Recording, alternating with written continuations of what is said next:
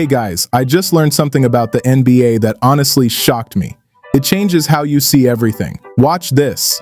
Kevin Garnett, the late career freefall, 2015 to 2016. Kevin Garnett has had an incredible run in the NBA. However, his 2015 to 2016 season was no doubt his worst season in the history of the NBA. All his life, Garnett has been the big ticket and once an MVP force, but this time around, everything came crashing down. His scoring average plummeted to a career low. He was literally doing 3.2 points per game, all compared to that of his peak scoring in 2003 to 2004 of 24.2 PPG. This was a drop of nearly 21 points, confirming his physical inability to sustain any offensive impact. Garnett's true shooting percentage went on a downward trend. He was doing 49.1%, which was below his 54.7% during his peak season, the MVP season 2004. And his round per game this time was 3.9 RPG compared to what he did during his peak time of 13.9 RPG. Garnett's RPG didn't only decline, it was a testament to the league outpacing him. It was no doubt this season was the painful and worst for him. There was little to what he could do differently at 39 to 40 years. He was nearing retirement and his body was his own biggest enemy. At this point, Garnett struggled to play through 38 games before calling it a quit. Despite his detouring stats, Kevin Garnett didn't ever give up on being a valuable mentor for Karl Anthony Towns and Andrew Wiggins. However, his on-court production in 2015 to 2016 were a total shadow of his very self. Kevin Garnett went from being that beast on the court to a mere shadow of himself when the age came calling. Dwight Howard, the Atlanta fallout, 2016 to 2017. Not many get to enjoy their move back to their home state, and that was the very case of Dwight Howard's in 2016 to 2017 after leaving the Houston Rockets. A 3-year and $70 million contract felt like a new clean slate for Howard, even though he was an efficient player, but the system at Hawk was not designed with him in mind. The Hawks focused more on perimeter play, which gets to limit his touch. He averaged 13.5 points per game, which was a precipitous drop from his peak scoring in 2010 to 2011 of 22.9 PPG. The nearly 10-point difference highlights his vanishing offensive role. On the other end, his blocks per game fell to 1.2 against his peak defensive output in 2008 to 2009 of 2.9 BPG. In Game 6 versus the Wizards, Howard was given 23 minutes of playtime, and the Hawks went on to be eliminated. It felt like being at the right place, but at the wrong time for Howard. It was quite obvious at this point what a homecoming meant for Garnett was the entire opposite for the Atlanta Hawks. In June 2017, he was traded off to Charlotte Hornet, which ended up surprising many fans. His expectations that very season were cut short, and he had to keep it moving. Michael Jordan, the Wizards' rust, 2001 to 2002. Not everyone gets to have an incredible comeback. For Michael Jordan in 2001 to 2002, after coming out of retirement, he made his way to the Washington Wizards. His second coming took the world by storm. He wasn't just a player, but also an executive who was delegated with the front office duties. Despite the age factor not being on his side, MJ was still averaging 22.9 points per game, 5.2 assists per game, 5.7 rebounds per game, and 1.4 steals per game. He also went on to have a 51-point game versus Charlotte. In the book, his comeback was great and phenomenal. However, something came knocking and robbed him of what he had worked for. Still that very season, Jordan developed knee problems midway. At this point, his legendary athleticism wasn't solid anymore. He had to rely heavily on inefficient mid-range jumpers, and that was the beginning of the upset. During his peak efficiency in 1995 to 1996, his FG percent was 49.5%, but it went on a downward spiral. The Wizards went on to finish with a disappointing 37 to 45. After several attempts to get him fully active on the court again despite his pain, he eventually needed a season-ending surgery. Jordan went on to play 60 games before the Wizards shut him down. It was so unfortunate. What was expected of the glory of the second coming turned around to be a humbling moment. Dirk Nowitzki, The post-title fracture 2012 to 2013. Dirk Nowitzki's 2012 to 2013 season was statistically his worst full-season campaign since his rookie year.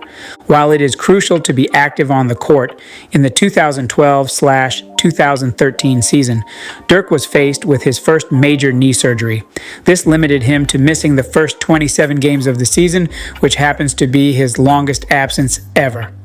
The Mavericks struggled without Dirk, which led them to fall deep in the early standings, and by the time he returned in late December, he wasn't still all in his glory, but he got better as the season progressed. He averaged 17.3 points, 6.8 rebounds, 47% field goal, and a 40% from three.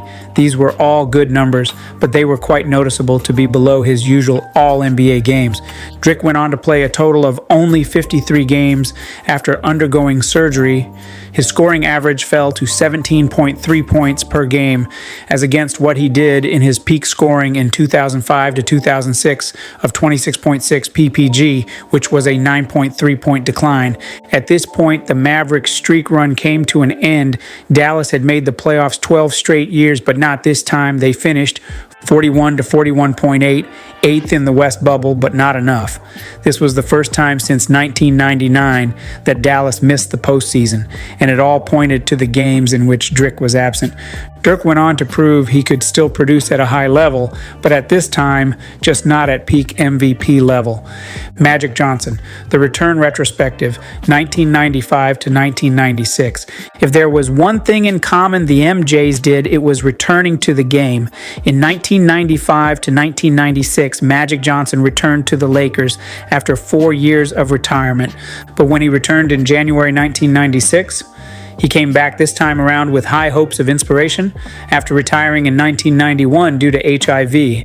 This 36-year-old was back on the court after he hadn't played a full season for 4 years. His comeback came with a change of role from his traditional point guard role. This time, Magic played as a power forward/point forward because of his age factor, and the Lakers had young guards like Nick Van Exel and Eddie Jones who could take care of business. At this point, Magic became a shadow of his scoring peak in 1986 to 1987, where he did 23.9 points per game. However, this time all he had were limited minutes, but he was able to still average 14.6 points per game, 6.9 assists per game, 5.7 rebounds per game, and 38 games played in total. Some call it statistically his worst non-injury season, despite the optimism of his return. But the real statistical issue was his ball control. His turnover rate was a chaotic 3.2 per game compared to his peak assists to turnover ratio in 1983 to 1984 of 3.5. This comeback season, his ratio dropped to 2.2, confirming that the layoff had dulled his legendary timing. His player efficiency rating, PR, of 19.9 was the lowest of his career. Despite it being his own personal worst season, it was the opposite for the Lakers, as they improved with his return after a series of struggles. After this very season, Magic humbly retired for the last time. Isiah Thomas, the Achilles accident, 1993 to 1994. This was Isiah Thomas's 13th and last NBA season, all with the Pistons. The two-time champion was battling the decline of the Bad Boys era and his own physical exhaustion. His scoring dipped to 14.8 points and 6.9 assists, a clear decline from his prime, in comparison with his peak scoring in 1983 to 1984 of 21.3 ppg, a 6.5 point drop. The Bad Boys era was beginning to fade at this point. They averaged the season with 17.2 points per game, 6.9 assists per game, 2.9 rebounds per game, and a 1.6 steals per game. The explosive Isiah of the 80s was no longer there. It didn't end there for Isiah. On April 19, 1994, towards the end of the season, he accidentally tore his Achilles tendon. While many get to bounce back from their injury, that wasn't the case of Isiah. The injury ended up putting a full stop to his career, and he didn't fight it. He simply retired shortly after the incident. Many were expecting for Isiah Thomas to leave the league in a legendary style, but that didn't happen. His injury robbed him of his final moments. Shawn Kemp, The Weight Watchers, Failure, 2002 to 2003. Shawn Kemp earned himself the title Explosive Rain Man from Seattle, but by this time, with the Orlando Magic in 2002 to 2003, he had lost his flair.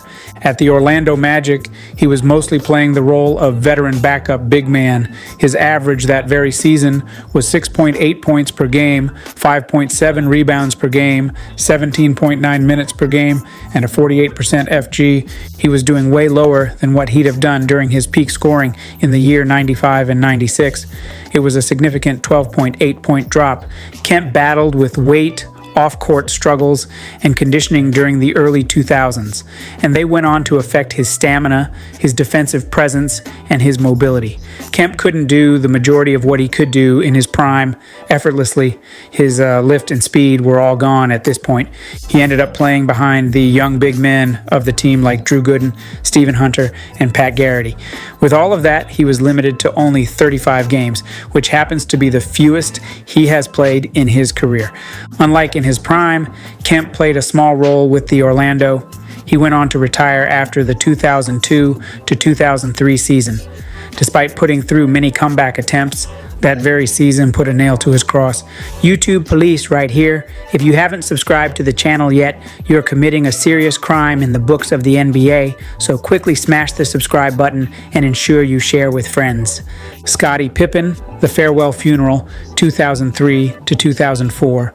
Knee problems, back problems, and general wear and tear were contending with the final glory of Scottie Pippen's in the 2003 to 2004 final campaign with the Chicago Bulls. He had just returned from Portland to the Bulls to finish his career. Because of his numerous injuries, he ended up playing 23 games, 17.9 minutes per game.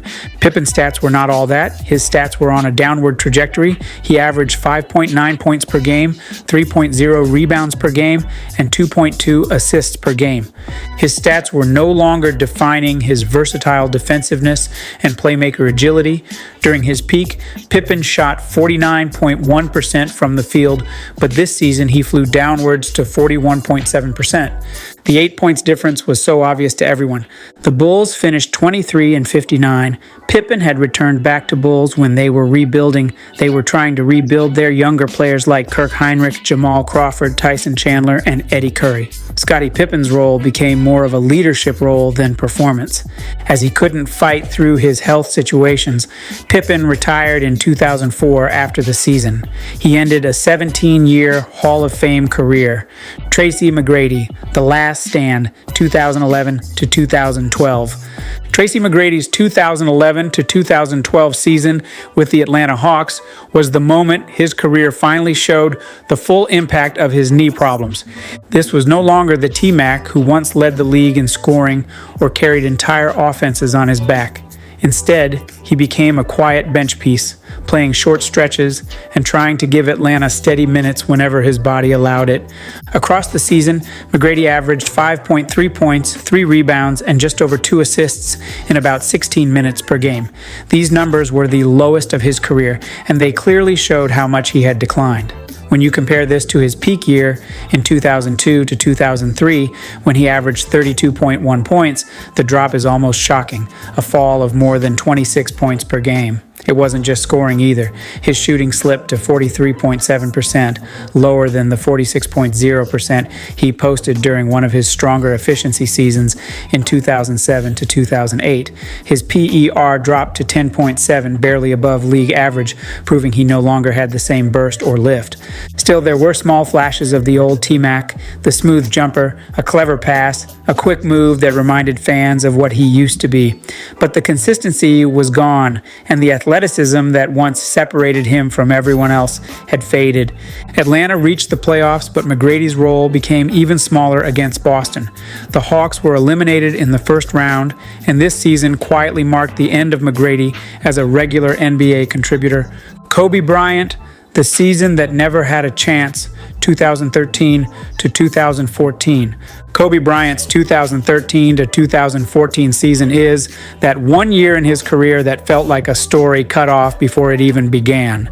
After tearing his Achilles the previous spring, fans waited months hoping to see the same competitive force return. However, Kobe did come back, but the return was brief, painful, and ultimately impossible to sustain. He was only able to play 6 games before a fracture in his left knee shut everything down for good. Kobe tried to use sheer will as always, but this season humbled him stats-wise. Kobe averaged 13.8 points, far below his usual scoring zones, and his movement looked heavier than normal, but the part of his game that survived was his passing. Averaging 6.3 assists, he still made the right plays and set up teammates with sharp reads. The drop from his 7.0 assists per game in 2013 wasn't large, which proved his mind was fully active with the game, although his body was demanding something else.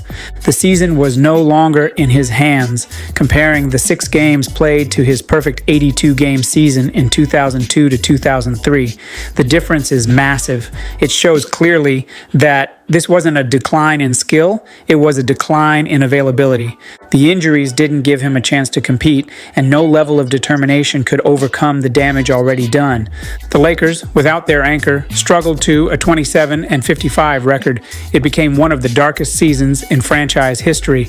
Paul Pierce, the Brooklyn Reckoning, 2013 to 2014. Paul Pierce's first season with the Brooklyn Nets was meant to be a masterstroke, a season champion joining a young, talented roster to push for a deep playoff run. Instead, it became a stark reminder that even legends have limits. At 36, Pierce was no longer the driving force Boston relied on for over a decade. Injuries, age, and a new system combined to produce one of the least impactful campaigns of his career. Numbers-wise, he was facing a heavy decline. Pierce averaged just 13.5 points per game, a significant drop from his peak scoring year in 2005 to 2006, when he averaged 26.8 PPG. That's a 13-point gap, highlighting how much the scoring burden had shifted. His shooting efficiency also slipped. He finished the season at 45.1% from the field, down from 48.3% in 2008 to 2009. While he still hit 37% from 3, creating clean shots and attacking the basket became far more difficult. His role in Brooklyn was quite different. Minutes were reduced to around 28 per game, and the offense relied heavily on Joe Johnson, Darren Williams, and Brook Lopez. At this point, Pierce became a floor-spacing veteran to the team. He was no doubt a leader on paper and in the locker room, but not a dominant force on the court. They ended up with 44-38 and were eliminated in the second round of the playoffs, reflecting a team that could not fully capitalize on Pierce's presence. The 2013 to 2014 season ended up proven that the most accomplished players are bound by time and wear. Russell Westbrook, the LA Misfit, 2021 to 2022. Russell Westbrook's 2021 to 2022 season was a collision of expectations and reality. He was traded to the Los Angeles Lakers to form a superstar trio with LeBron James and Anthony Davis. Westbrook entered a situation built for headlines and not for the sake of harmony. On paper, the trio looked unstoppable and the perfect match they had been waiting for. However, on the court, it quickly became clear that the fit was anything but seamless. Despite the challenges, Westbrook still produced numbers that reminded fans of his talent. He played over 78 games and averaged 18.5 points, 7.4 rebounds, and 7.1 assists per game. But his efficiency struggled. He shot 43.7% from the field and just 29.8% from three-point range. There was no doubt a decline in his shooting, which simply reflected the difficulties of operating in a system where touches were limited and defensive attention was heavier. Westbrook was that player who thrives when he controls the offense, pushing tempo and creating off the dribble. With LeBron and Davis controlling touches, Westbrook's inherent aggressiveness, which sometimes led to delayed possessions or turnovers. His fast break dominance faded, and the fluidity with which he used to orchestrate plays was slowed by the demands of fitting fading into a star-driven rotation. Los Angeles finished 33-49, missing the playoffs and struggling to find rhythm all season. There were several expectations from Westbrook, but he couldn't fit into all of them.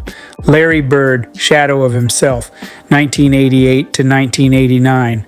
Larry Bird's 1988 to 1989 season is remembered less for the heroism Bird stood for and more about frustration.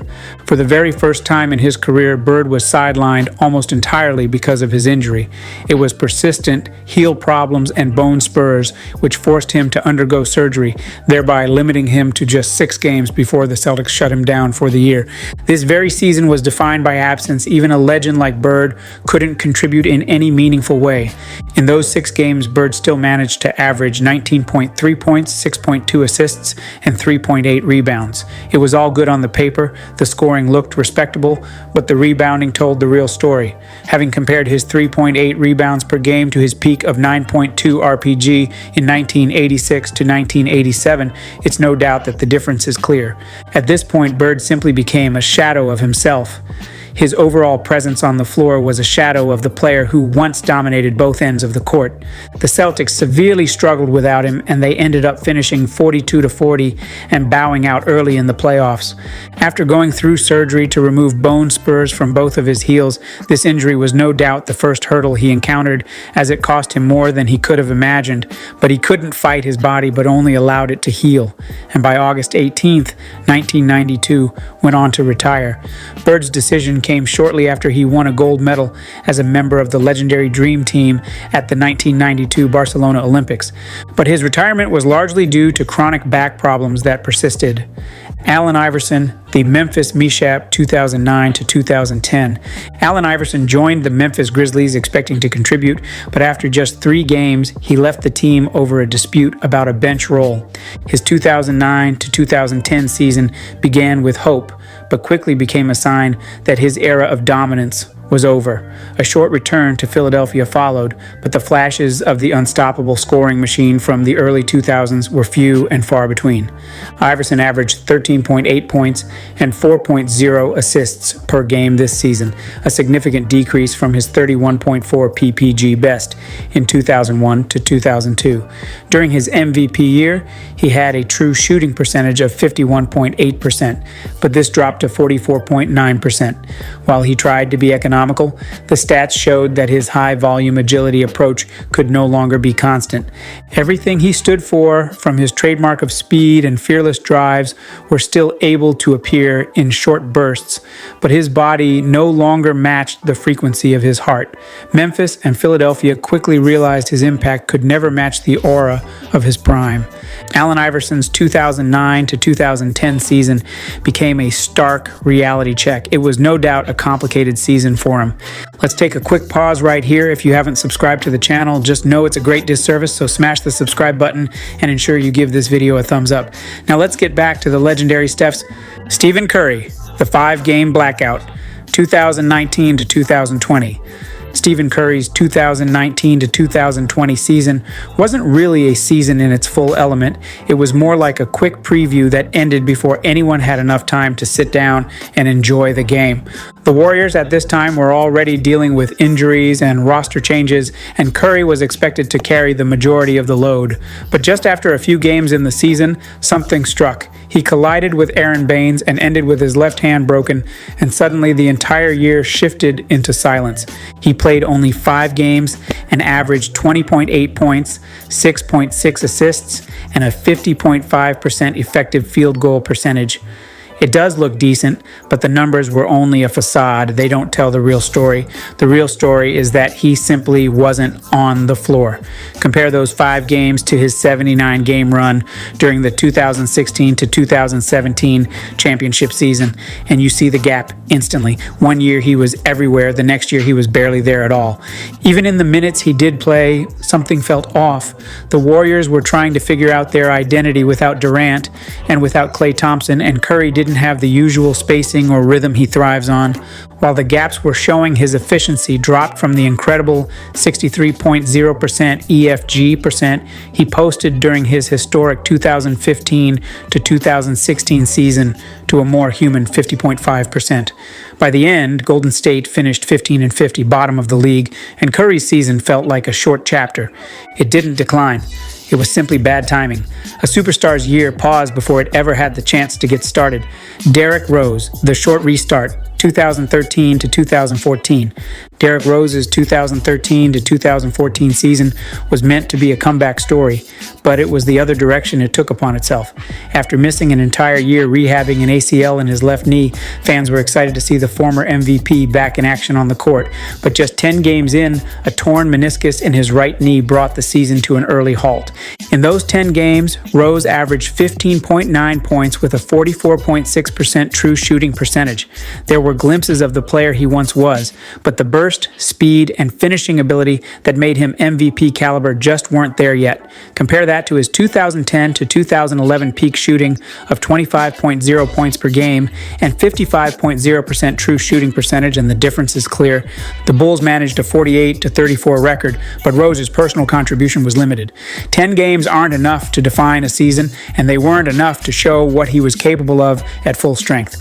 This year wasn't about failure. It was about patience, recovery, and a body still catching up to its own legend. The 2013 to 2014 campaign stands as his quietest statistical season, not because of lack of talent, but because he simply didn't get the chance to play a full one. Clyde Drexler, the Glide's last landing, 1997 to 1998. Clyde the Glide, Drexler's 1997 to 1998 season with the Houston Rockets was a reminder that even the smoothest flight eventually comes down and nothing stays up forever. After several years of high flying, the body nature caught up with him, and persistent knee and ankle issues meant Drexler had to adjust his game. The consequences of those injuries reflected across the stat sheet. He averaged 18.4 points per game, down from his 25.0 PPG peak in 1991 to 1992, which is a clear sign that the explosive moves that once defined him weren't as automatic. His rebounding, which is a key part of his transition game, also took a hit. He pulled down 4.9 boards per game compared to 6.6 RPG during his peak. His field goal percentage dropped to 42.7%, showing that finishing through traffic and getting clean looks at the rim had become a struggle. The Rockets finished 41-41 and bowed out in the first round of the playoffs, a far cry from the championship runs of Drexler's prime. This season, his body cost him everything he has always stood for, but he found ways to adapt and heal. Chris Paul, the Houston Frustration, 2017 to 2018. Chris Paul's 2017 to 2018 season with the Houston Rockets was a mix of team success and personal frustration. While the Rockets finished an impressive 65-17, Paul faced his own struggles. His battle was different from the club's challenges. This very season, Paul battled with a nagging hamstring injury that limited him to playing only 58 games, which is a rare disruption for a point guard known for his durability. His scoring dipped to 18.6 points per game, down from his 22.8 PPG peak in 2008 to 2009, reflecting both the injury and a reduced offensive role alongside James Harden. It was more noticeable that a lot has changed in his playmaking. At this point, Paul averaged 7.9 assists per game, a drop from his career high 11.6 APG in 2007 to 2008, showing how his role had shifted to complement Harden rather than run the offense entirely himself. It didn't end there. This time around, his turnovers crept up slightly to 2.5 per game, which is no doubt another subtle sign that the season wasn't entirely smooth. While the Rockets thrived as a team, Paul's individual stats told a different story, one of a player adapting to new responsibilities and managing the limitations of injury. The 2017 to 2018 campaign stands as the quietest full season of his career, not because his skill declined, but because even to the point he had to adjust to circumstance, yielding touches, minutes, and offensive control to others while still keeping the team moving. Gary Payton, The Dissipation of the Glove, 2004 to 2005. The 2004 to 2005 season for Gary Payton's was a split between the Boston Celtics and the Miami Heat, as it marked a noticeable shift in his career. Payton, who is famously known as a defensive titan and offensive leader, now found himself in a compromising situation. He was unfortunate to be playing a supporting role on teams chasing contenders. His scoring stats took a hit from the new task. It dropped to 10.3 points per game, the lowest since his rookie year. This was a steep fall from his 24.2 PPG peak in 1999 to 2000. His playmaking wasn't left out, as it also took a hit. Payton found it difficult this season as he was able to average 6.1 assists per game, down from 8.9 APG at his peak, showing he was no longer running the offense.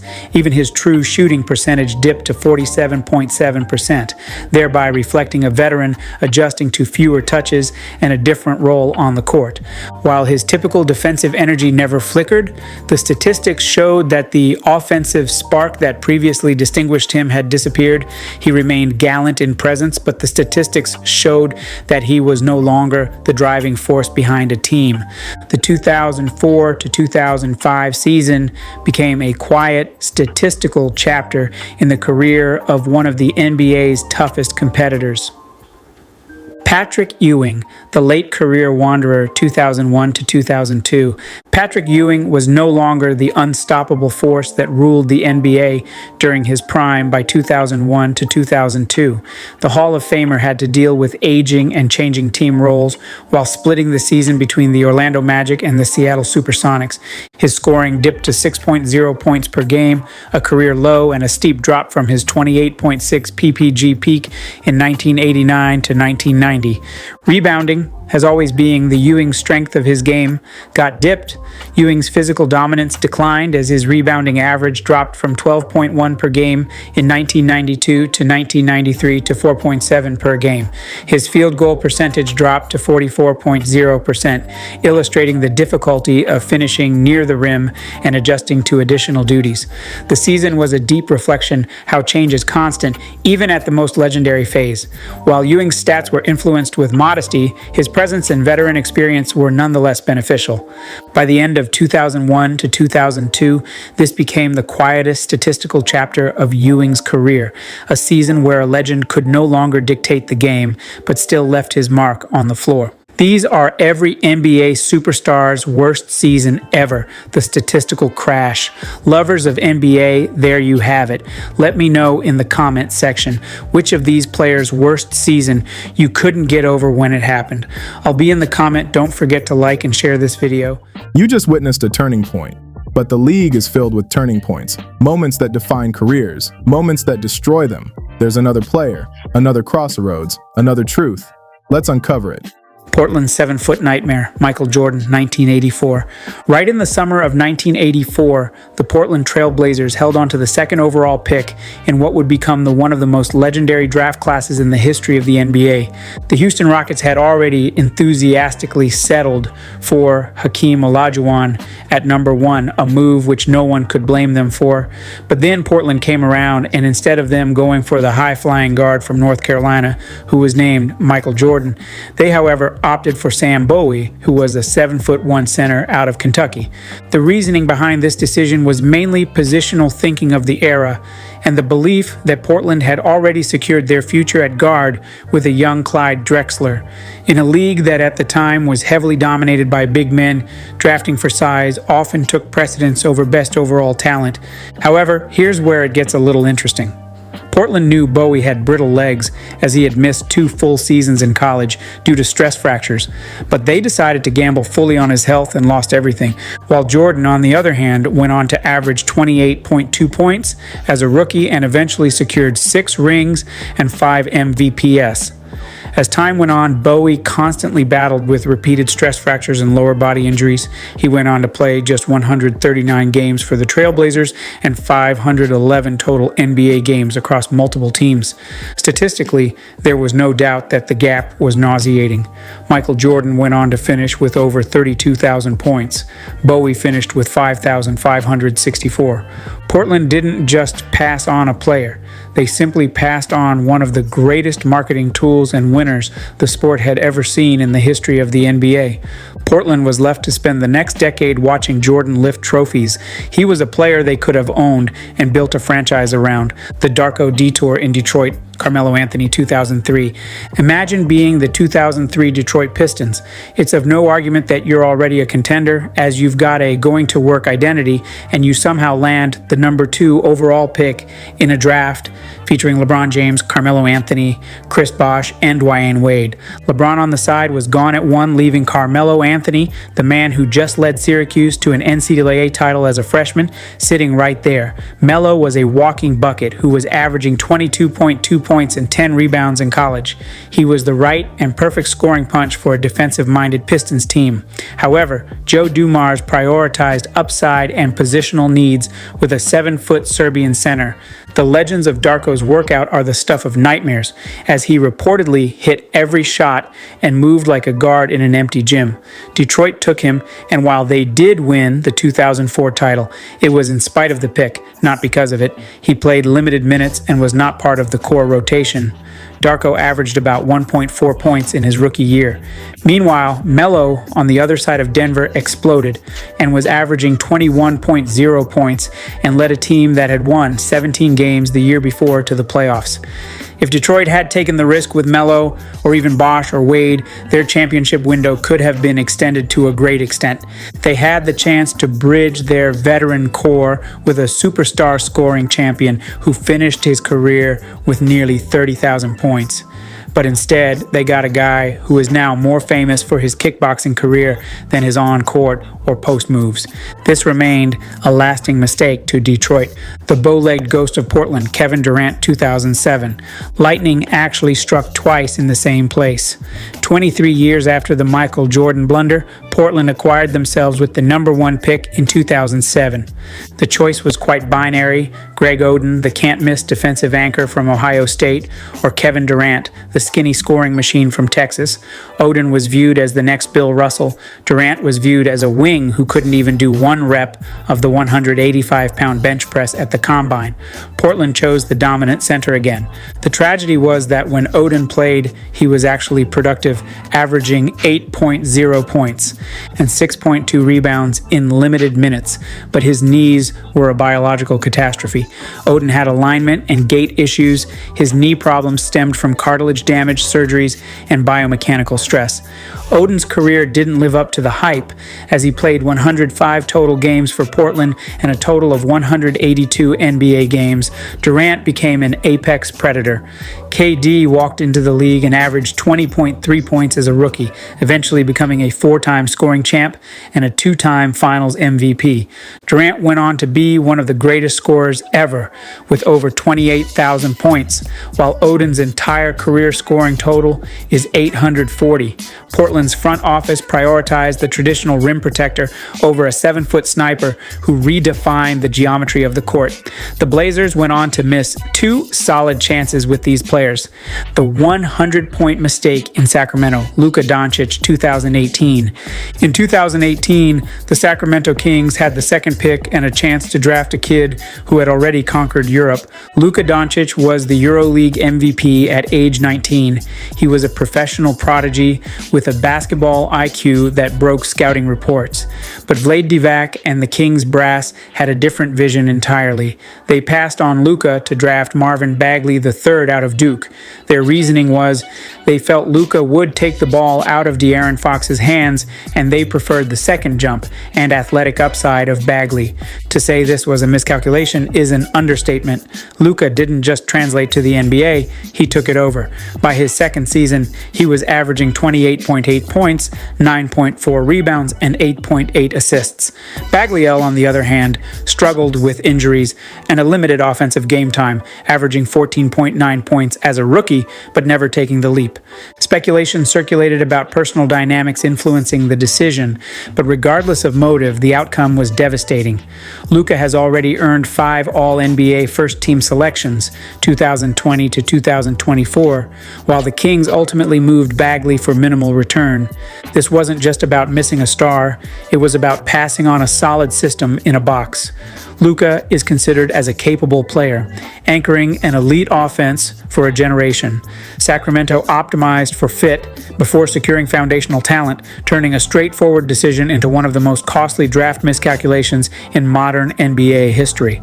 Minnesota's double point guard disaster, Stephen Curry, 2009. The 2009 draft is a fever dream for many Minnesota Timberwolves fans. They didn't just have one chance to draft Stephen Curry, they had two. Holding the 5th and 6th picks, the Wolves were desperate for a point guard. David Kahn, the GM at the time, decided to draft Ricky Rubio at 5 and Johnny Flynn at 6. Steph Curry was also sitting right there at 7. The logic behind the whole scenario was that Rubio was a European prodigy and Flynn was a Big East tournament hero, while Curry was a tweener from a small school who might not be able to handle the ball physicality of the NBA. The aftermath feels like a cruel joke. Rubio was a fine player, but he didn't join the NBA until 2011. Flynn had a decent rookie year and was averaging 13.5 points, but also went on to suffer a hip injury that effectively ended his career after a few seasons. Curry, on the other hand, he changed the entire sport of basketball. 4 rings, 2 MVPs, and the title of the greatest shooter to ever live. Curry has made over 3,700 three-pointers. Flynn made 118 in his entire career. Kahn later claimed that Curry's camp preferred New York to Minnesota, but in the NBA, you draft the superstar and worry about the geography later. Passing on the most influential player of the 21st century, not once but twice, is a high level of draft night malpractice that still haunts the franchise. They didn't just miss a shooter, they missed the gravity as they passed on him twice. Atlanta's high school crush, Chris Paul, 2005. It's the year 2005 for the Atlanta Hawks. They were coming off years of irrelevance and entering a season of full rebuild. Their roster was a collection of spare parts, and they were desperately in need of a floor general.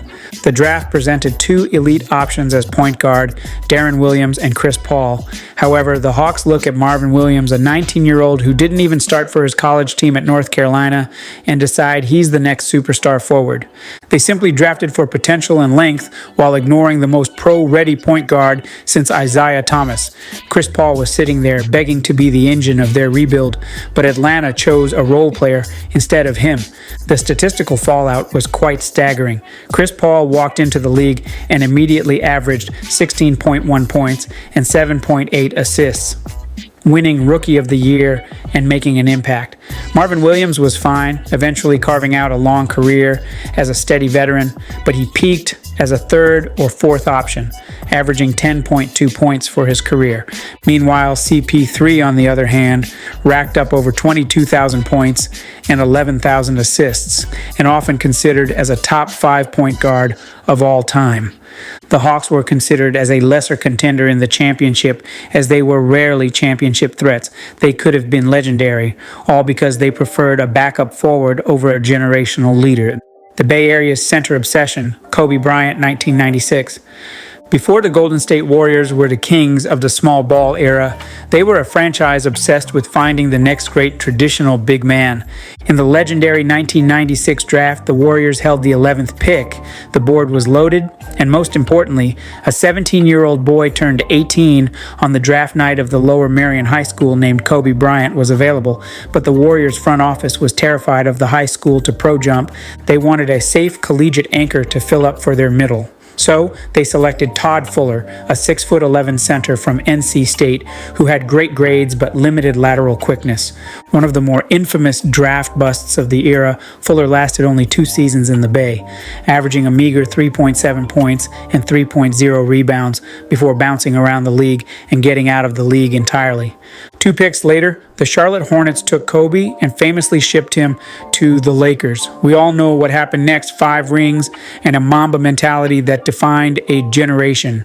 If the Warriors take Kobe, they get to pair him with Latrell Sprewell. However, they spent the late 90s and early 2000s in the basement of the Western Conference. It's the ultimate reminder that in the draft, a safe center is often the riskiest pick one can make. Hey, you lovers of the NBA, there's only one way to prove your loyalty, and it's by smashing the subscribe and like button right here. Sacramento's Jimmer Fever, Kawhi Leonard, 2011. In 2011, the Sacramento Kings were a franchise in desperate need of an identity. They had the 10th pick and were simply looking for someone to spark a dormant fan base. At the time, Jimmermania was the biggest thing in sports. Jimmer Fredette was a scoring god at BYU, hitting shots from the logo and capturing the national imagination.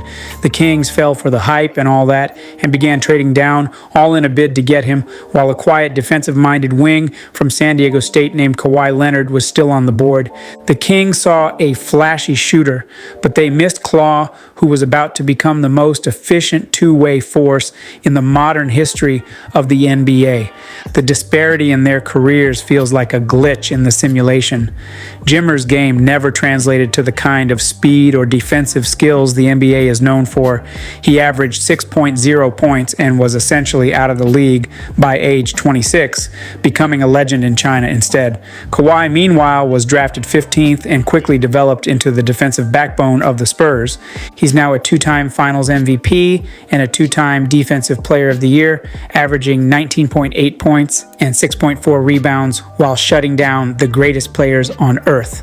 Sacramento didn't just pass on a player, they passed on a culture setter. While the Kings set a record for the longest playoff drought in sports history, Kawhi was busy winning titles for two different franchises, San Antonio Spurs in 2014 and Toronto Raptors in 2019. It went on to show that the loudest college player isn't always the best pro, and a boring defensive specialist can eventually become one of the most efficient two-way forces of the modern era. The process missing piece, Jason Tatum, 2017. The Philadelphia 76ers process was designed to land a superstar through sheer draft volume. In 2017, they thought they had found the final piece of the puzzle. They traded additional future first-round assets to Boston in a bid to move up from number 3 to number 1, specifically to draft Markelle Fultz. On paper, it did make sense. Fultz was a dynamic guard who could shoot and play make next to Ben Simmons and Joel Embiid, but Danny Ainge and the Celtics knew something Philly didn't. They were happy to move down to number 3 because they were locked in on Jason Tatum, who is a polished scoring wing from Duke. However, what followed was a tragedy for fans of Philly. Fultz developed a mysterious hitch in his shot and appeared in only 14 games as a rookie and just 33 total games for the Sixers before being traded. Tatum, meanwhile, walked into the league as a teenager and started leading the Celtics to the Eastern Conference Finals in his very first year. Tatum has career averages of roughly 23 points and 7 rebounds, having recently secured his first NBA championship and multiple All-NBA first-team nods. If Philly stays at 3 and takes Tatum, they form a big three of Embiid, Simmons, and Tatum, who could have contended for titles. But instead, they traded away the pick that could have saved the process for a player whose shot disappeared the moment he put on the jersey. It remains the most painful what-if in recent memory, a trade that went on to enable a division rival to land their franchise cornerstone. Cleveland's Canadian tragedy, Giannis Antetokounmpo, 2013. The 2013 NBA draft was widely seen as weak at the top, as there was no clear-cut, franchise-altering prospect, which gave the Cleveland Cavaliers confidence to take a bold swing with the number 1 overall pick. In a move that shocked many, they selected Anthony Bennett out of UNLV. Bennett was a tweener who was lacking a defined position, but Cleveland preferred him for his athleticism and effort. Unfortunately, his NBA career never took off. Over one season with the Cavs, he struggled mightily, eventually averaging just 4.4 points and 3.1 rebounds in his career and being traded shortly after. However, he is often remembered as one of the biggest draft busts in recent history. However, halfway through the first round, the Milwaukee Bucks spotted a skinny 6'9" teenager from Greece. Giannis Antetokounmpo, who was known as the Greek Freak, was considered raw and too far from contributing immediately to the team. 13 teams passed on him before the Bucks made their selection at number 15. Giannis has since developed into one of the greatest players of this generation. generation. A multiple-time MVP, Finals MVP, and a Defensive Player of the Year, he simply dominates the court with unmatched athleticism, versatility, and skill. His career averages were 23.6 points, 9.8 rebounds, and 4.9 assists. He only scratched the surface of his impact. It's no doubt Cleveland missed out on a generational talent. The draft serves as a reminder that potential often hides in unexpected places. The Taco Bell commercial miracle, Nikola Jokic, 2014. In 2014, Jokic was considered a project prospect who was larger and slower than the typical NBA players, and many teams questioned whether he was ready for the league. Jokic was selected 41st overall by the Denver Nuggets, and that very moment coincided with a Taco Bell Quarito commercial on the broadcast, a quirky piece of draft night history. All teams passed on him in the first round before Denver selected him with the 41st pick. The narrative back then was quite simple. He was too slow, too soft, and lacked an NBA-ready body. But while everyone else was busy obsessing over 40-yard dash times and bench press reps, the Nuggets found a player who possessed a basketball IQ that has since redefined the center position.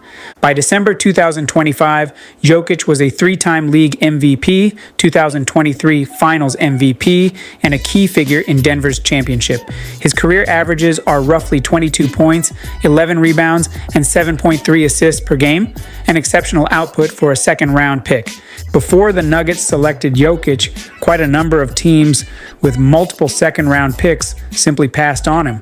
But apparently, he didn't look like what they had simply anticipated. They did allow a generational talent to slip into the middle of the second round. Jokic, a late second-round pick, is now regarded as one of the greatest draft steals in NBA history. The medical red flag in Cleveland, Joel Embiid, 2014. In the summer of 2014, the Cleveland Cavaliers held the number 1 overall pick and a chance to build a dynasty before LeBron James even announced his decision to return. The consensus best player on the board was Joel Embiid, a 7'2" monster from Kansas who gets to move like a guard but defends like a concrete wall. However, just days before the draft, news broke of a stress fracture in his right foot. Panic immediately set in. Cleveland, terrified of a Greg Oden repeat, opted for the safer pick in Andrew Wiggins. The Bucks followed suit at number 2, taking Jabari Parker. Embiid fell to the Philadelphia 76ers at 3, beginning a career that would be defined by both physical recovery and absolute interior dominance. By the time late 2025 rolled around, the mistake was glaring. While Wiggins has had a solid career as a high-level role player, Embiid, on the other hand, blossomed into a generational force, winning the 2023 MVP and back-to-back scoring titles. His career scoring average sits at a staggering 27.9 points per game, bolstered by an incredible 33.1 point per game season in his MVP year. If Cleveland had taken Embiid at 1, he could have paired with LeBron and Kyrie Irving, creating a dominant front court that might have altered the team's championship trajectory.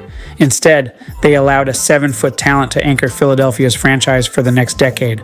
For Milwaukee, passing on Embiid meant forgoing the opportunity to pair him with a young Giannis Antetokounmpo, a combination that could have been quite formidable. The sniper hidden in Kentucky, Devin Booker, 2015. In 2015, the draft board was filled with project wings and big men, but hidden at the 13th spot was a scoring assassin that 12 teams flat out ignored.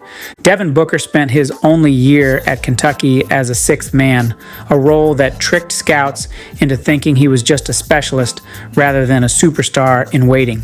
Teams like the Detroit Pistons, who took Stanley Johnson at 8, and the Charlotte Hornets, who took Frank Kaminsky at 9, were desperate for offensive firepower.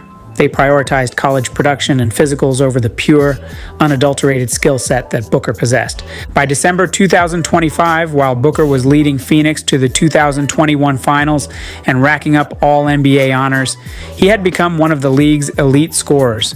He isn't just a shooter, he is a mid-range god who famously dropped 70 points in a single game at just 20 years old. His career average of 24.5 points per game is significantly higher than the players taken immediately ahead of him. The gap is truly staggering when you look at the stats. While Booker was leading Phoenix to the 2021 Finals and racking up scoring titles, while some of the players drafted ahead of him failed to make the same impact, Detroit missed the chance to build a backcourt with an elite scorer like Booker. Instead, they spent years in the lottery. This was a classic case of overthinking the room. Scouts saw a bench player at Kentucky and missed the most refined shooting guard prospect since Kobe Bryant. The skinny guard who conquered Shai Gilgeous-Alexander 2018. The 2018 NBA draft will forever be remembered for Luka Dončić, but another massive oversight happened just a few picks later. Shai Gilgeous-Alexander was drafted 11th overall by the Charlotte Hornets and immediately shipped to the Clippers in a trade that, in hindsight, looks questionable. Several teams passed on Shai, including the New York Knicks and the Phoenix Suns, who prioritized trading for Mikal Bridges with the 10th pick. They had a common concern, which was his wiry frame. Scouts were quite worried he might struggle with the physicality of the NBA. Fast forward to 2025, and Shai has become a generational guard.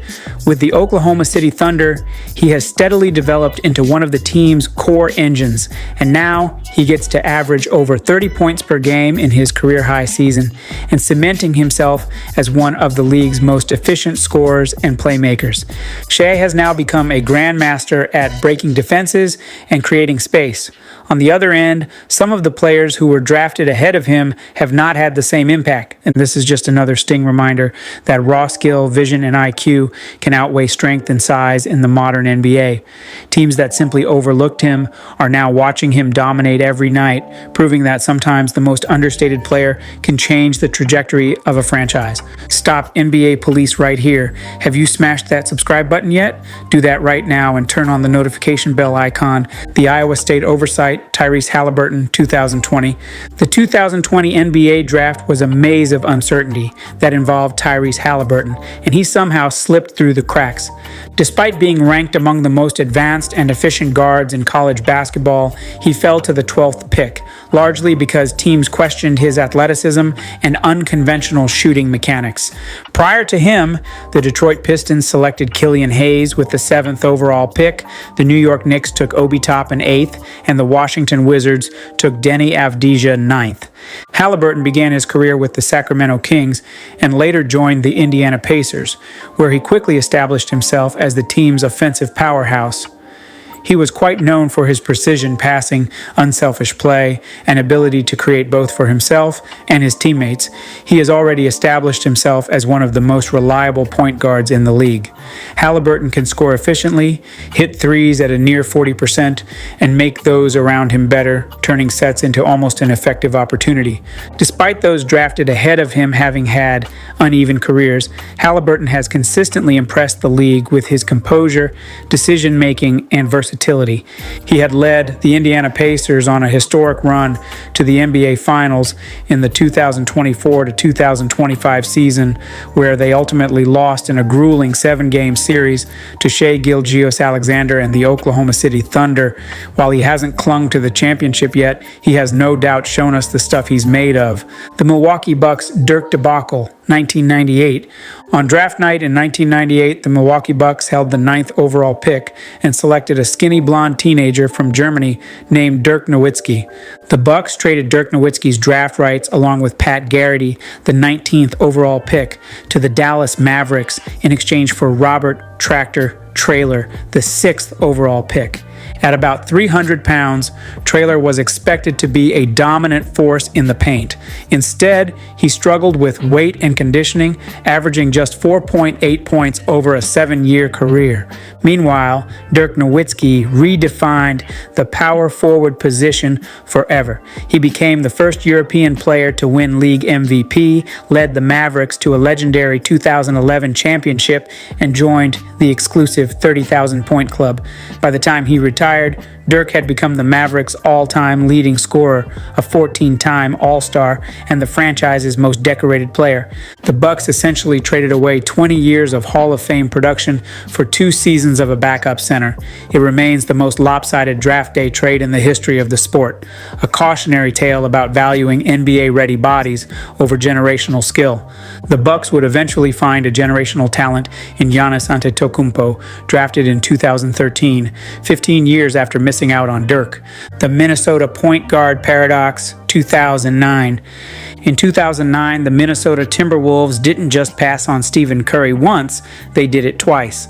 Holding back-to-back picks at 5th and 6th, the Wolves were desperate for a franchise point guard.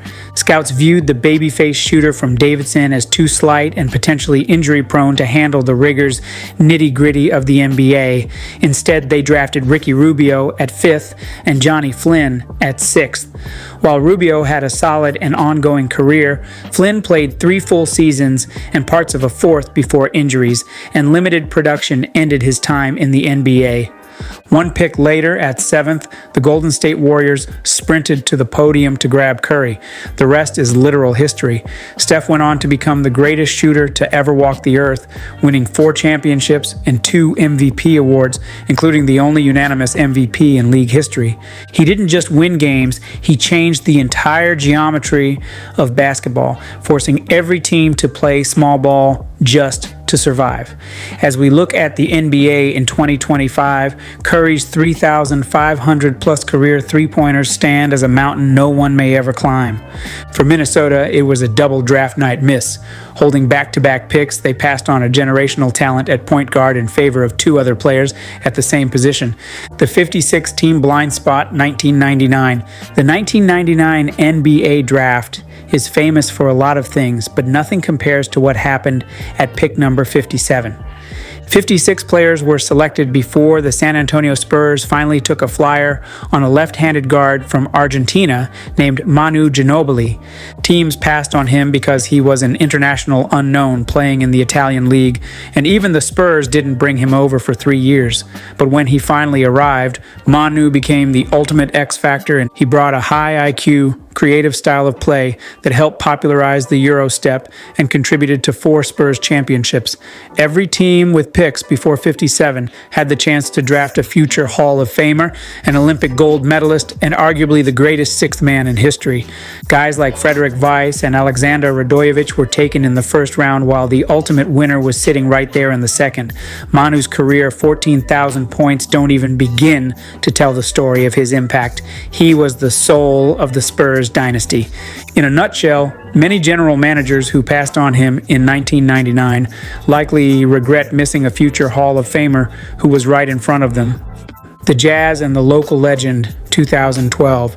Sometimes the biggest draft mistake isn't about who you picked, but who you didn't trade up for when he was playing right in your backyard. In 2012, Damian Lillard was a superstar at Weber State in Ogden, Utah, just 30 miles north of the Jazz's home arena. He was a local legend, a high-scoring guard who had already won over the entire state.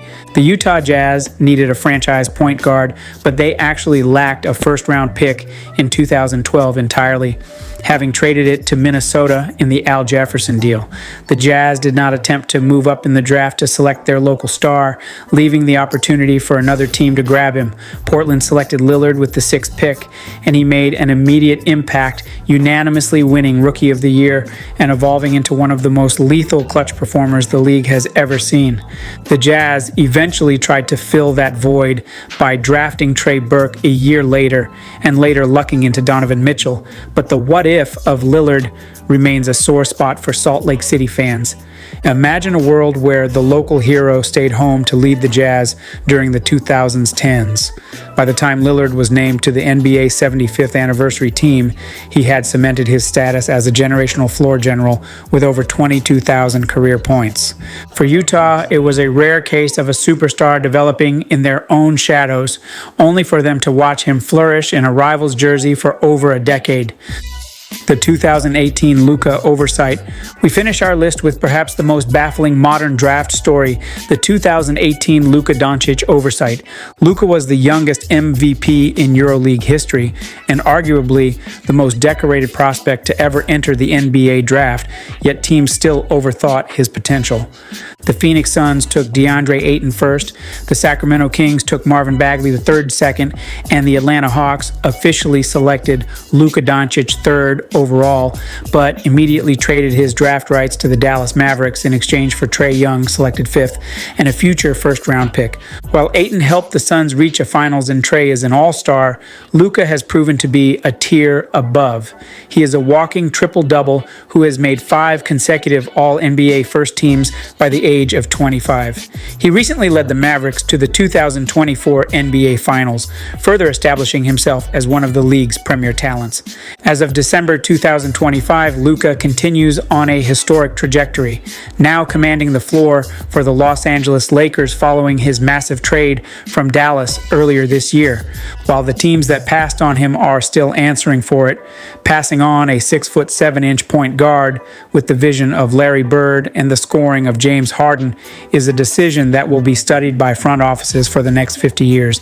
It's the ultimate proof that sometimes the most obvious superstar is the one everyone overthinks. And there you have it. If you have followed through up here, do let me know in the comment section which of these team situations got you in your feelings. Don't forget to smash the subscribe button to stay updated with everything NBA, and give this video a thumbs up so others can see it. And don't snooze, don't lose. Hey guys, so this NBA moment, it's way darker than you think. And the real story is what we're covering today.